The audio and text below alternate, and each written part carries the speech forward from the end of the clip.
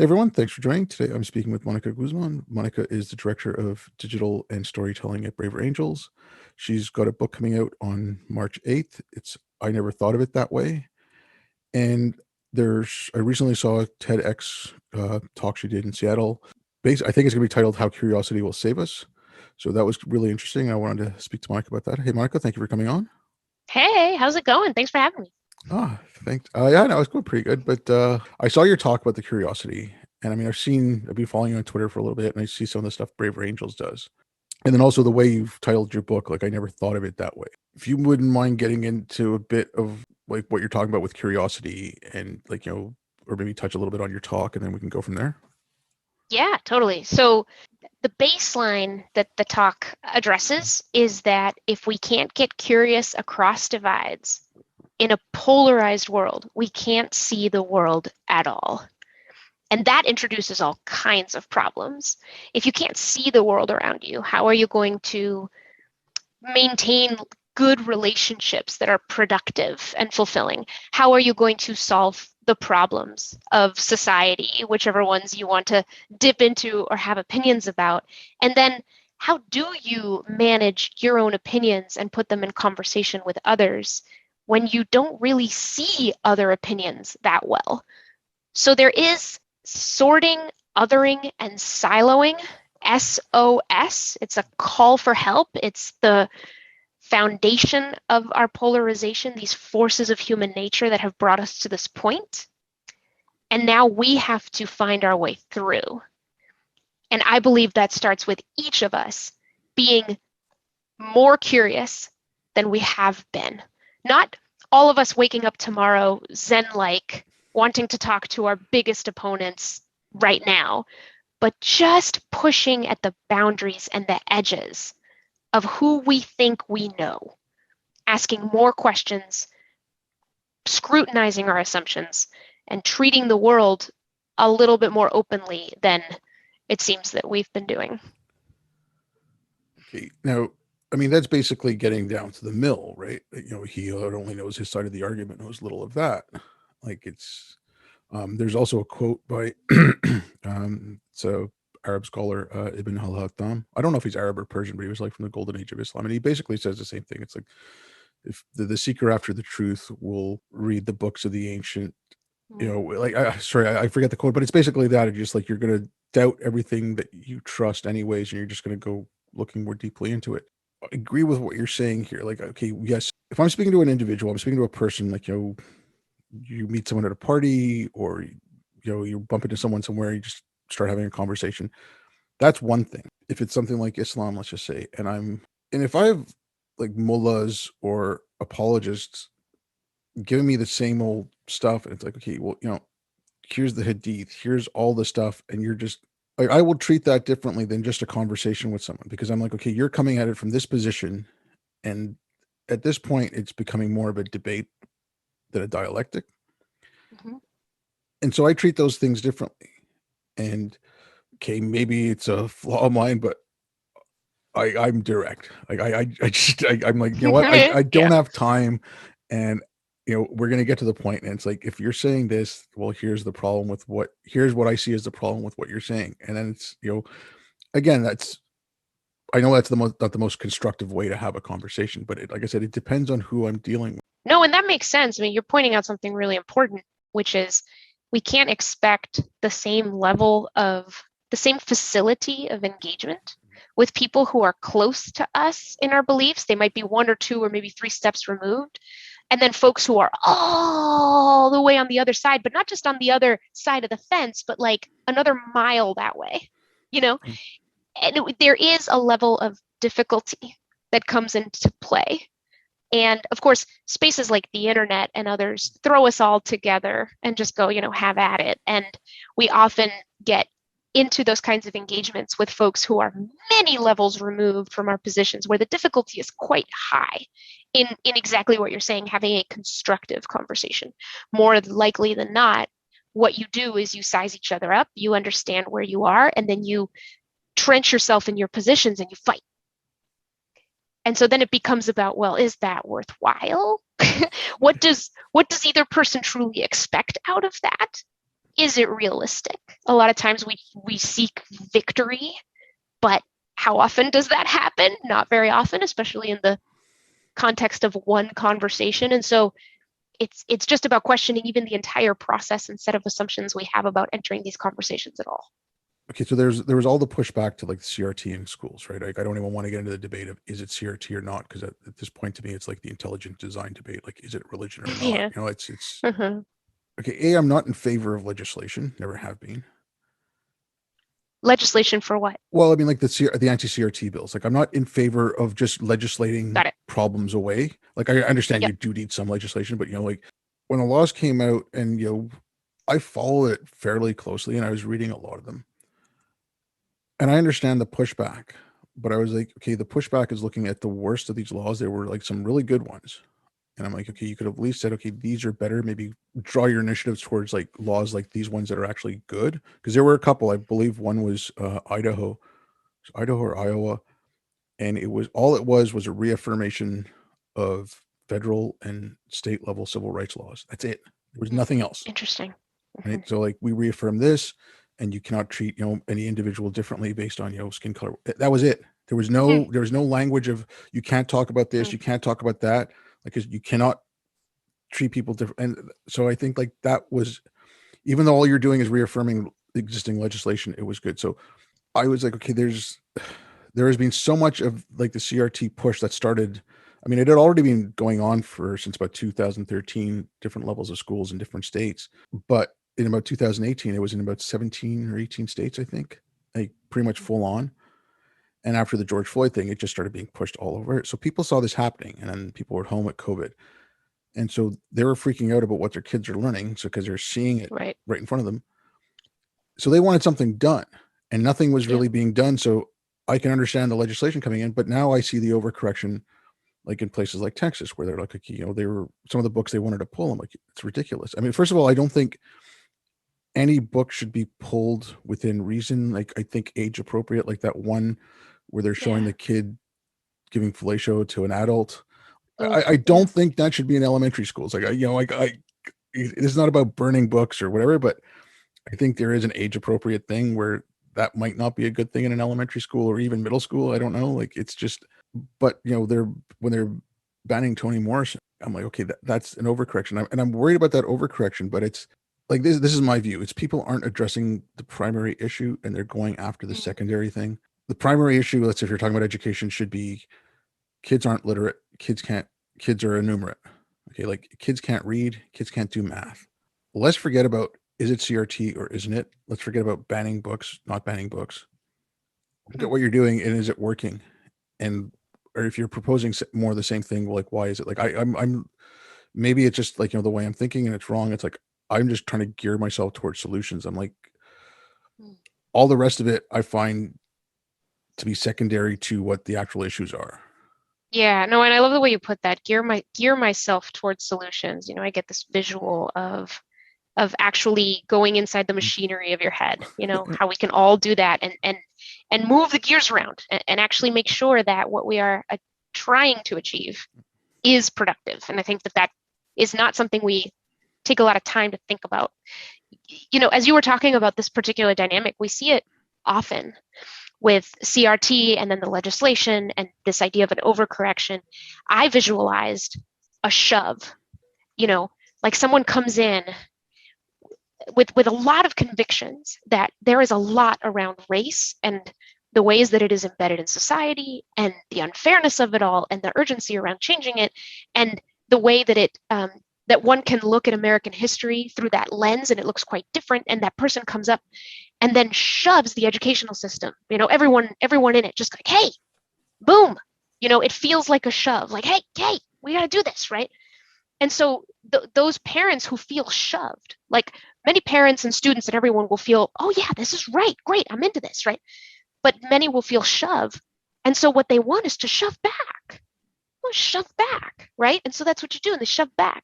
And you're talking about the overcorrection where it seems like, well, if one person shoves, one side shoves and then the other side shoves back harder, what do you really end up with? One person on the ground trying to get up, getting ready to shove back even harder, while the other person is still kind of recovering from some kind of wound. And what you're saying is gear yourself towards solutions.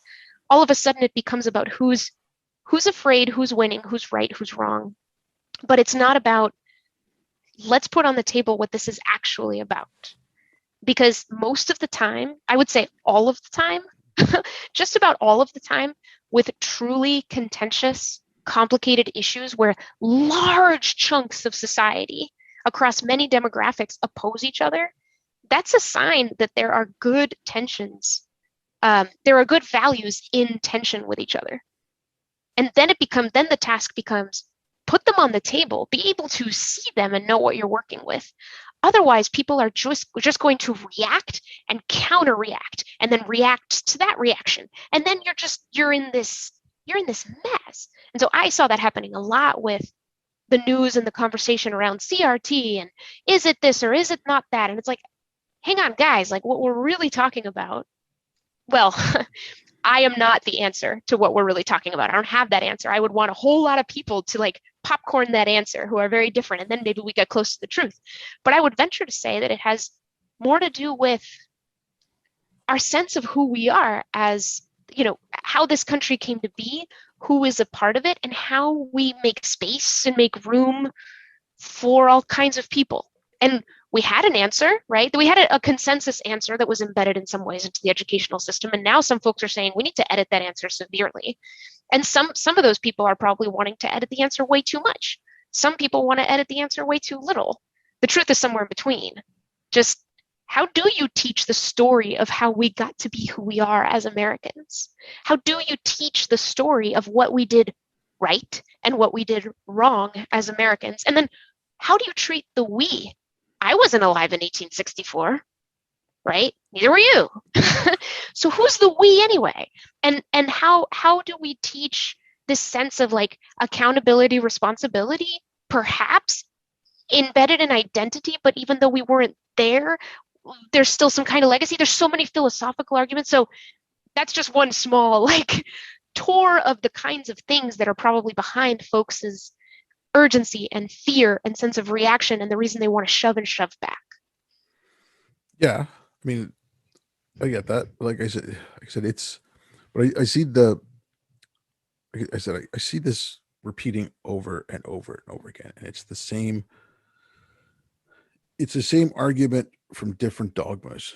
Like if you go back to the new atheists, whatever you want to call them, like the same arguments they had from like Christian apologists, you got from Muslim apologists or apologists for Judaism. Like you've got the same, the names changed, but it was basically the same argument, or the same defense. Like if you speak to someone who is like, a staunch defender of, let's say, Soviet communism, it's like, oh, well, it collapsed, or, it was always outside forces. And it's, it's the same dogmatic thinking. And maybe I'm frustrated because I just see the same things going on. And then like, this could be, dogma from the far right or for the far left. Like some of the crap you'll hear from someone like Richard Spencer, you can hear that from, quote unquote, an anti-racist. It's just couched in slightly different language, but it's this, I mean, there's the thing out yesterday in a school in Denver where they segregated the playground, and it's a playground for children of color. And I mean, and they're defending it and saying it's progressive. It's like, okay, but you just segregated the playground. Mm-hmm. And someone like Richard Spencer would go along with that, but he'd say it in a much different way. Right. I see what you're saying. So when you say maybe I'm frustrated because I see the same things going on, like what is the root of your frustration? Well, I mean, like what are you frustrated about? Okay, we were talking about this earlier. So, and it's, not that he's ever going to hear it, but and it's not to pick on Sam Harris, but when the conversation was around Islam, he had said it over and over and over again, like this, we need to have this conversation because this, and this, I can go through all his reasons, but it's like, but we can't let the bad actors, we can't cede the conversation to the bad actors. He was worrying that it was happening. I see the same arguments now, let's say concerning CRT or any of the quote unquote woke stuff, right? Mm-hmm. Oh, well, we can't really criticize it, even though it's wrong, because there's so many bad actors in it now, but it's like you seeded that space. Um, Who seeded the space? I think I need a little more. okay, I don't spend as much time in this topic as you do, but yeah, someone like Sam flesh it Harris, out a little more. someone like Sam Harris, okay, Hmm. seeded that space. So, and what I mean by that is, Yeah. he like yes, Sam had probably had a couple of talks about some of this stuff. Like I know, like he's spoken to a few people, but when Trump first got elected, he had spent a little bit talking about some of the excesses of the left before Trump, but like before the 2016 election. But then after Trump got elected, and he wasn't the only one. There were I think Steven Pinker said it, but there were quite a few people who said things along the lines of it was the excesses of the left that drove people to vote for Trump. Oh, I see. Yeah. Okay. Okay. But then, and this is not a defense of Trump. The guy, like, you know, my reason for not, if I was in the States and I was American, I wouldn't have voted for him because he was erratic, but it doesn't mean I would have voted for Hillary. I think I would have voted down ticket. And I just don't think either of them were worth my vote. But instead of actually going back and looking at what was wrong on the Democrat side or the left side and trying to fix that, Mm. all the attention went straight towards Trump. And like, the New York Times, Washington Post, CNN, whatever, all they would have covered Trump like they did. But I think people, and I know people are going to say, "Oh, people have the right to talk about whatever they want." Yeah, they do. But if your issue was Trump and your issue was, you started off by saying the excesses of the left led to him, and it's pretty much right after his inauguration, it was all Trump all the time. I mean, why didn't you fix the stuff that happened on your side? And Hmm. it consolidated. It got stronger. It's in Mm. like every institution. I mean, the language that's coming out of every major institution is the same. That's coming out of like the Yeah. academies, and it's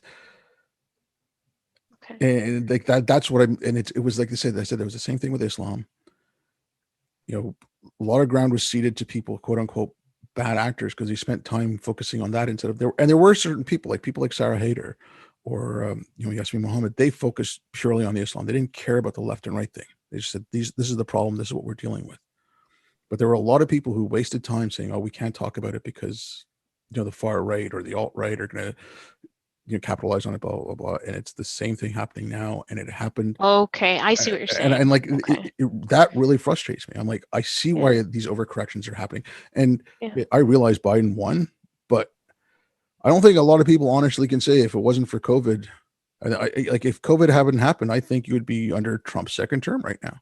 It was very, I mean, it was close circumstantially, Yeah, like we didn't really know but no, which way it was going to go. but like I said, Yeah. I think if COVID hadn't happened, because the economy was doing fairly well, Hmm. and the left had gone crazier, Hmm. and so and it's not to say that Hmm. Trump is not crazy, like, but like it's a different kind of crazy, but I think you would have been under a second Trump administration. And Yeah. I really like that's what frustrates me is I see the same thing happening over again, but this time Yeah. it's a lot more closer to home and it's a lot more immediate effect on your lives. Yeah. So tell me if I'm getting a bit of what you're saying here. It sounds like you're talking about what happens when, there's two opposing sides on something Mm-hmm. and they are conflicted about something in a very egregious way. And so the response is to focus intently on the sort of awfulness of the other side and really focus the energy on that so much, that you're not even able to admit where there's fault on your side because, well, if you give them an inch, they'll take a mile. And so if they take a mile, if they even take an inch, you might lose things that are incredibly precious because clearly they're horrible monsters and that's what they want. Um, so are you talking about that tendency in any polarized climate where Okay. like one or the other side actually digs themselves into a deeper hole when they think they're actually trying to make things better? Is Yes. that what you're talking about? Okay. Yes and no, because like I said, like someone like Sam, yes, he did spend some time talking about the excess of the left, even after Trump got elected, but he focused so much on Trump. I mean, I think at every podcast, like in his little preamble, Mm-hmm. he mentioned something about Trump in a negative way.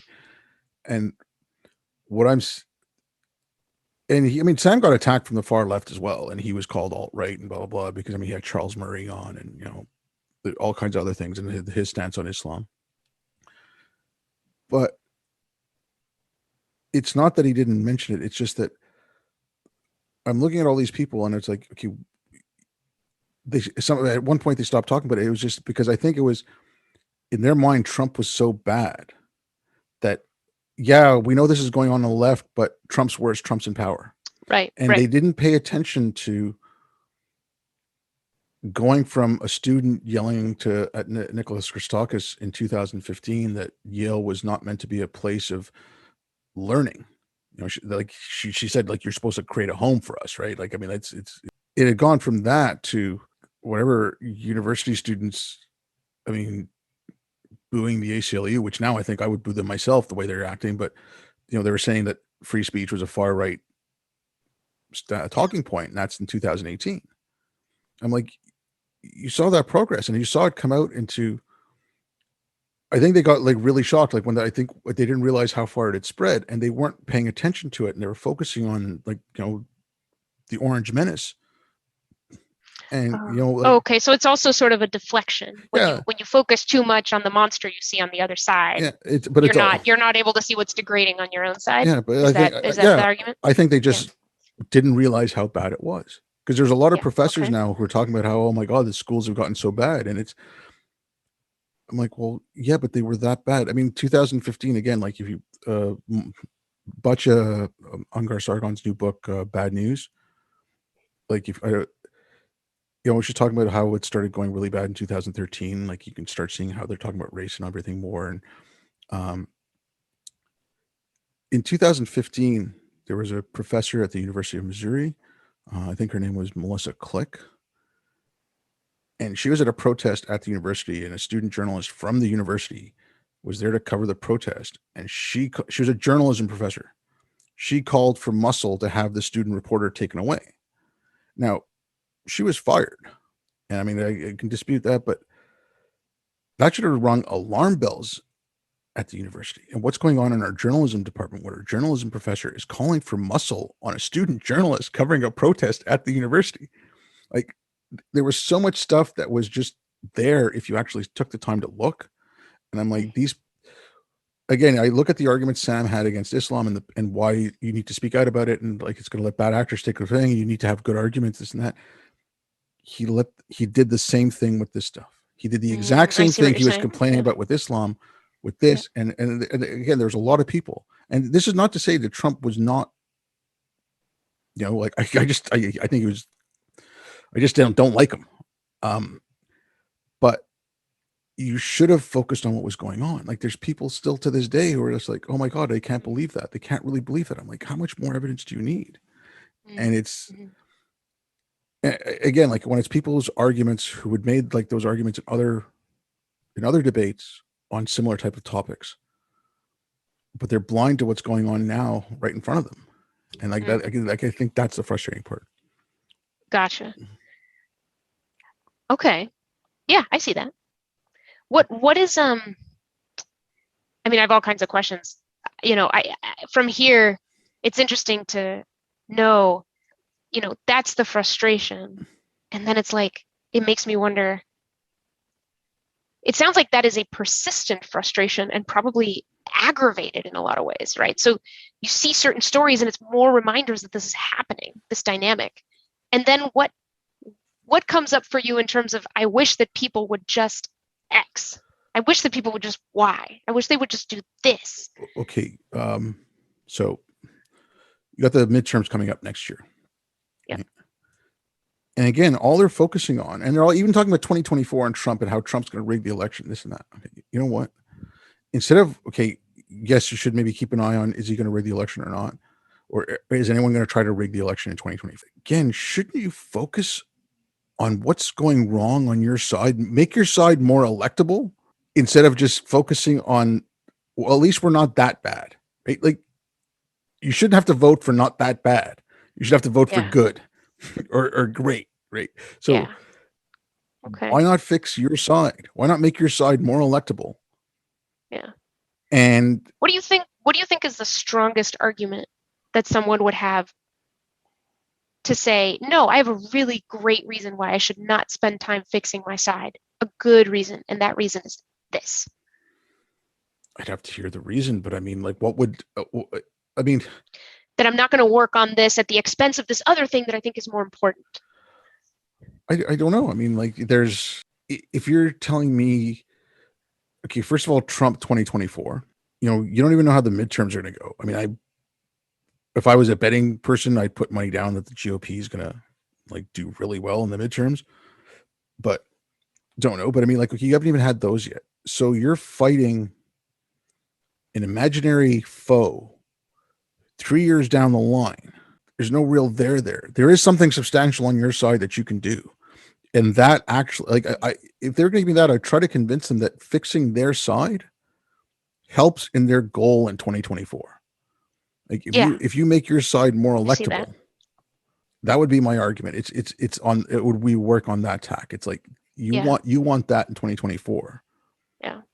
Like, instead of focusing everything on Trump, and let's say something surprising comes out of nowhere and it's not Trump, but it's someone really charismatic and whatever, like, an intelligent version of Trump, let's just put it that way. Like, someone who is competent and, intelligent and witty and, like, they can, like I said, charismatic, and you can have something even worse. I'm like, why focus on this imaginary thing when you have something substantial in front of you and fix it? Yeah. Like, no, that makes sense. So can I offer a reframe just to see what happens? In the case of sort of the whole left being one kind of general entity that acts in concert, right? What you're bringing up is extremely urgent, because if that whole entity chooses to focus on one thing at the expense of other things that it ought to be doing, then that's a severe problem. The reframe I would offer is, there's millions of people on the left. There's thousands of leaders and influencers. And some of them, this is what I see as true. You may disagree. What I see as true is that some of them are focusing on, quote, fixing their side, and others are focusing on, attacking the other side, and they're doing it in like thousands of different ways. So you're probably talking about what you see as the average tendency and the average distraction. But of course, there's actually tons of different people, and there are people working on all of the things. Or does that not seem quite true? Okay, first of all, yeah, okay, I think I even said far left, because this is not, okay, like CRT, gender theory, queer theory, like all this stuff. It's not mainstream left. Like, it's not, it is a very small contingent on the far left. Right. But that helps me understand the scope of who you're talking about. You're talking about the vocal far left. Yeah. Okay. But at the same point, they have taken, like, that thought pattern has taken over institutions. Like, when the CDC comes out with vaccine recommendations based on race, instead of, okay, let's not give it to the elderly because they're mainly white, that's scary. It's taken over media, and it's not all the reporters. It's against a certain small contingent, and it's probably in the HR departments in a lot of these companies. It's, so there's an institutional push to it as well. So the average person, when they, when the New York Times in 2019 publishes an op-ed about 4 Black girls being beaten up by 2 South Asian males, and then the males pissing on, and these are like 16-year-olds, like 14 to 16-year-olds. And the article the op-ed they publish about how that's a problem with whiteness. Okay, that's an issue. Like, people are going to see that, and it's like, okay, there's something wrong. Like, I mean, it's, we've lost trust in everything. And, like, I know, again, I'll pick on Sam a little bit. No, he blames it on Trump, but it's like, no, I'm sorry, but you let yourself, like, this is what, I mean, you let those institutions get corrupted from the inside, and they've lost trust. Like, when the New England Journal of Medicine and the American Medical Association put out statements that racism is a worse virus than COVID, and they are, thousands of doctors are signing letters saying go to the BLM protests, and these are the same people saying you can't stand in line to vote because you might catch COVID. Okay, you've lost trust there. And so, people like Sam, who, again, he did talk about some of this stuff on the left. I'm not saying he didn't completely, and there's a lot of other people who did like who experience fallback from it, like Steve Pinker when he talked about how there's smart people on the alt right, and everyone's like, "Oh my God, you're an alt right defender," and like he got a lot. I think there's questions to have him fired. So there, these people have faced it, but they focus so much on Trump, and it's like you let this happen, and you're still letting it happen. Instead of addressing, like when the CDC puts something like that out, that should raise alarm bells, and people should be looking very seriously at what's going on at the CDC. Because that's not a normal recommendation. Again, just think you're dropping people are dropping the ball by not focusing on that and just focusing so much on something that might happen 3 years down the road. Yeah. What do you think that they're afraid of? I don't know. I mean, like they keep talking about authoritarianism, you're going to lose democracy, it's an attack to the system. But yeah, but so is the other side. They're saying it openly, and they're and it's just like, yeah, it's. I see it very much as sort of fear versus fear. Yeah, okay, but that's it. Like, but there's sometimes, yeah. But I would consider someone like Sam a reasonable voice, and even people got yeah. it. It sounds like you expect folks like Sam to be more, because they're so popular and influential. Well, no, not be even more accountable. Be more. It's not even accountable. It's just okay.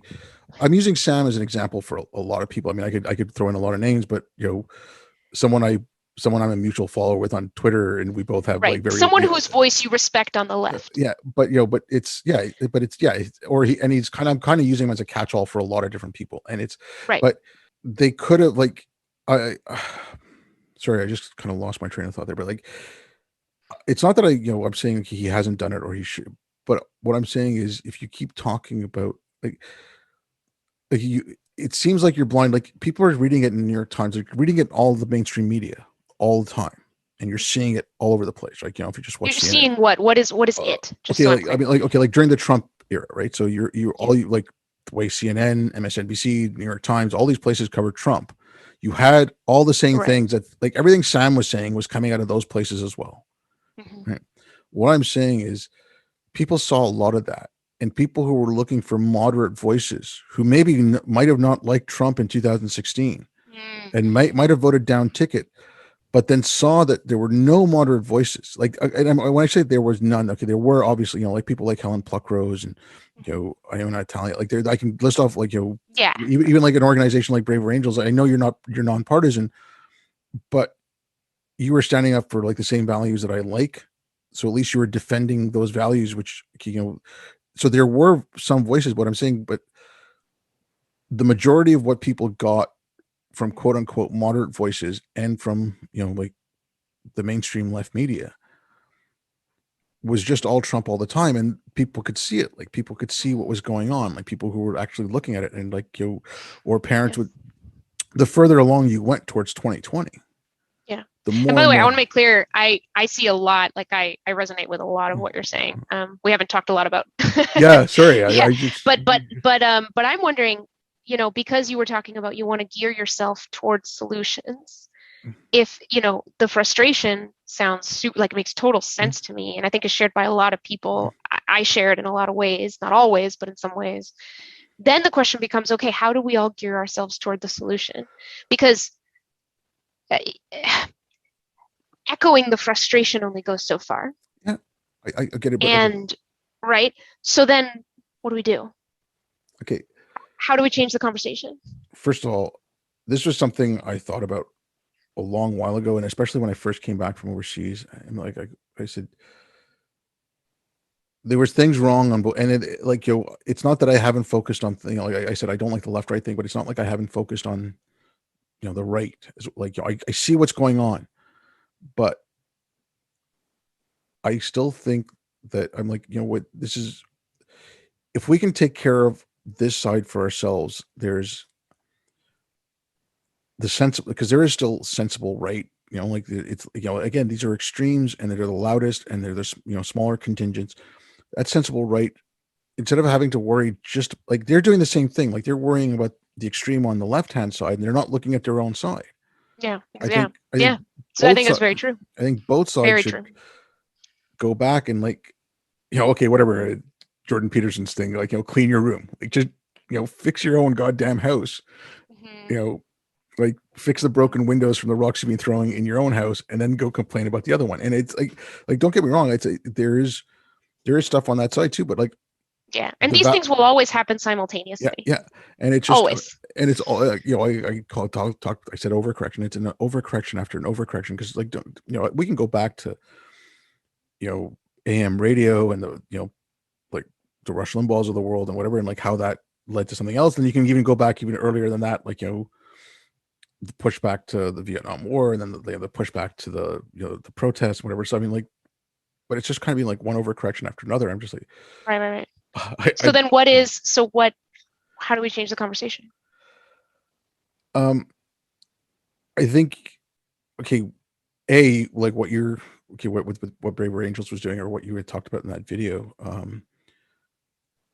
just having those conversations with people. Okay, like I said, that's on a one-to-one level, but if you're looking at like overall big thing, like I think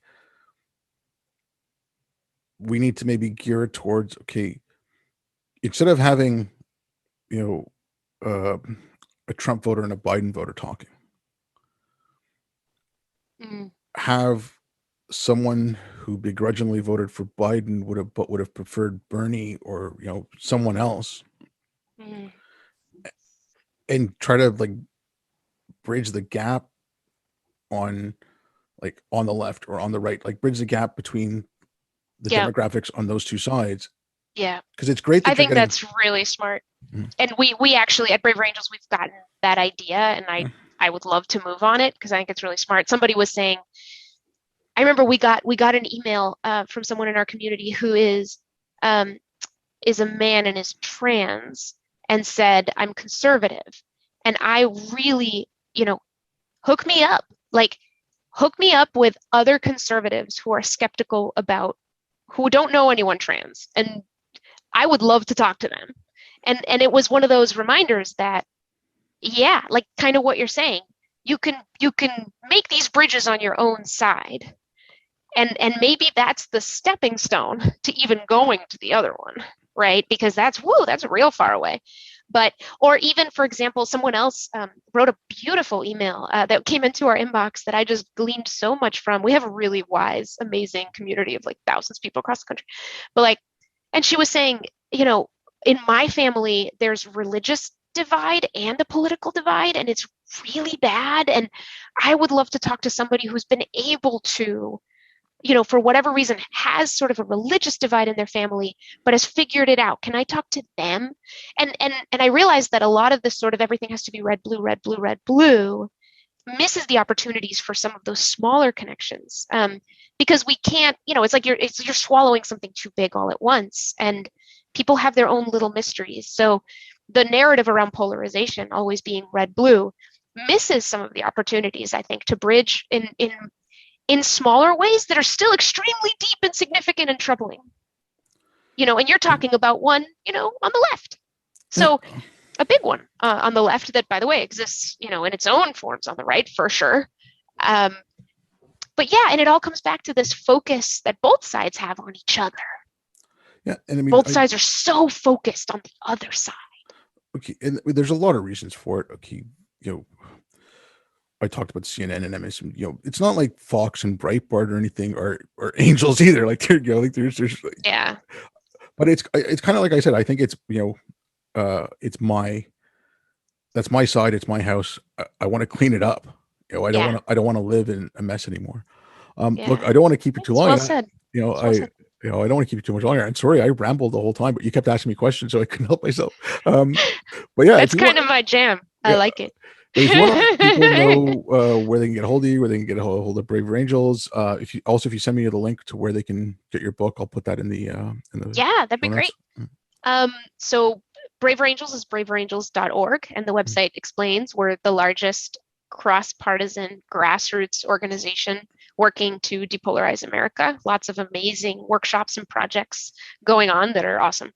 And then for me, if you go to my Twitter or my Instagram, this is probably the easiest way.